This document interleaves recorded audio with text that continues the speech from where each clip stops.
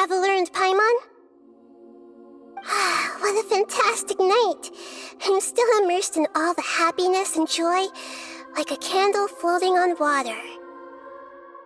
So are we, and that's why we're here to talk with you. Is there anything you want to know?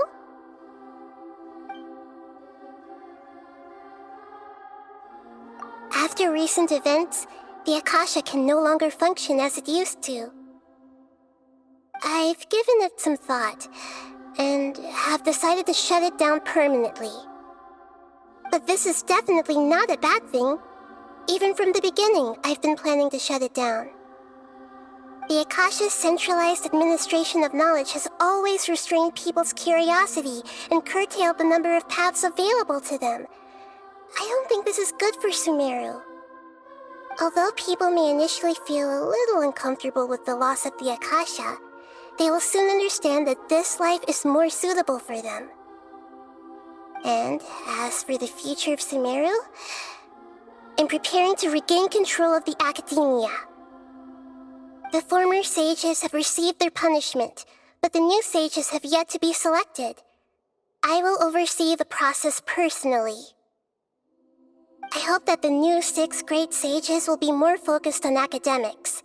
Sumeru needs such leaders more than ever. The other big issue is the people of King Deshret. All the residents of the desert, in fact.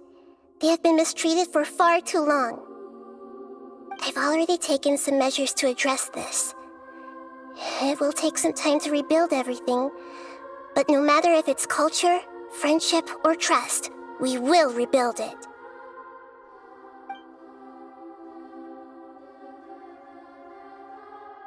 You mean, what happened after the doctor put you to sleep? Not exactly. The top-ranked Fatui Harbingers, up to number 3, possess power comparable to that of gods. I was no match for him in that kind of situation. However, in spite of the bad situation, I still managed to make a fair deal with the doctor. I'm sure you remember the entity that changed your fate, the Heavenly Principles. In fact, the Heavenly Principles has been quiet since the Conria disaster 500 years ago. I used this point as leverage against the doctor. I told him that the Heavenly Principles may be awakened if I destroyed Enosis. Although it's just a bluff, he still fell for it. I assumed that the Heavenly Principles wouldn't just stand by and let such extensive damage to its laws take place. And as for what I exchanged for the Gnosis, the exchange served as both punishment for the doctor as well as a boon of new knowledge that I couldn't refuse as the god of wisdom.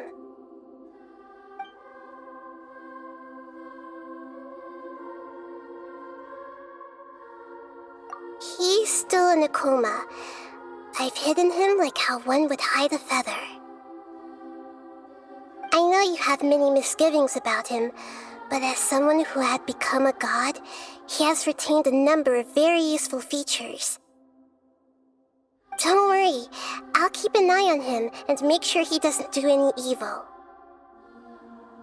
In addition, there are still some mysteries left in him. Some things may be very clear from my perspective, but he is still yet to understand them himself.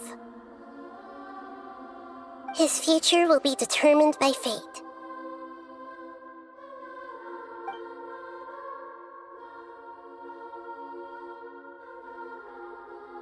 Is that where you're headed next? Fontaine, the Nation of Justice? As far as I know, that nation operates in the judicial system. Does their Archon personally judge people? No, there's a Chief Justice in Fontaine. Generally speaking, the Hydra Archon, Focalor, won't preside over individual trials. However, even then, Focalor will still make herself present at just about every trial. It seems that she just likes to immerse herself in that sort of atmosphere. As Archon, she still reserves the right to influence the final verdict. Anyway, let's just say she's got, a very unique personality.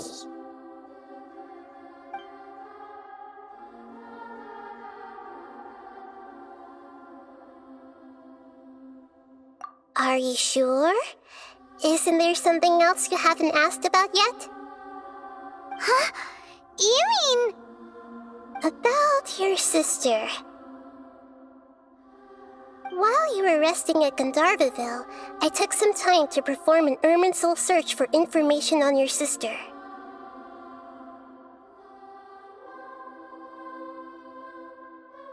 Yeah, isn't Irminsul a repository for all the information and memories of Teyvat? So there shouldn't be anything on him or his sister.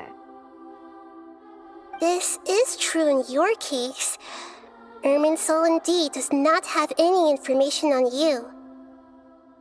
However, there must be something different about your sister, because as it turns out, the world has recorded information on her after all. What? There is only one possible explanation. She belongs to this world.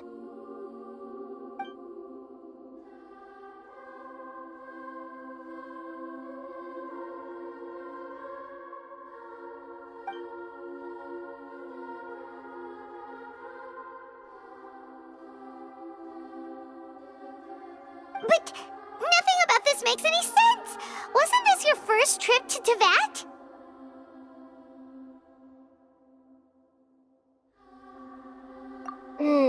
According to the records I was able to access, your sibling suddenly appeared in Conria. After the Conria disaster, she began her journey through the 7 nations of Teyvat. But just as her journey was about to reach its conclusion, the Irminsul records on her suddenly become fuzzy. What do you mean, fuzzy? Did something happen to her? All I know for sure is that somebody, for reasons only they can know, is deliberately obfuscating her fate. And whoever it is, if they can do that, who knows what else they're capable of. But even that wouldn't explain how she somehow comes from this world. Something else I noticed was that according to these records, the Fatui have not classified your sibling as one of the Descenders. What's a Descender? Paimon's never heard of it. Look, I'm sure you must be curious about the information I received from the Fatui in return for my gnosis, right? A very important part of the intel was about this world's Descenders, external beings, ones that don't belong to this world. Traveler, you are Teyvat's 4th Descender. Huh? So the Fatui count 3 other Descenders before the Traveler, and his sister isn't even one of them? That's right. My current hypothesis is that the first Descender was likely what we now call the Heavenly Principles. As for the other Descenders, I still need to verify their existence. It could take me some time. Paimon's head's about to burst from all this crazy new information. And yet, even knowing all this, I'm sure you must still have a lot of unanswered questions. I must say, I truly regret that I can't help you more as the God of Wisdom. There are many questions in my heart as well. I will need some time to go through each one of them. And soon, you'll also begin your journey anew and depart from Sumeru. I'm very interested in your future. It's a journey that can't be observed or recorded by this world. If fate is the ultimate knowledge, then your future will be the ultimate fate. Paimon's sure glad we got to meet you, Nahida. The pleasure is all mine. I can't thank you enough. Alright, that's enough talk for today. If you ever miss me, just close your eyes, and maybe I'll appear in your dreams.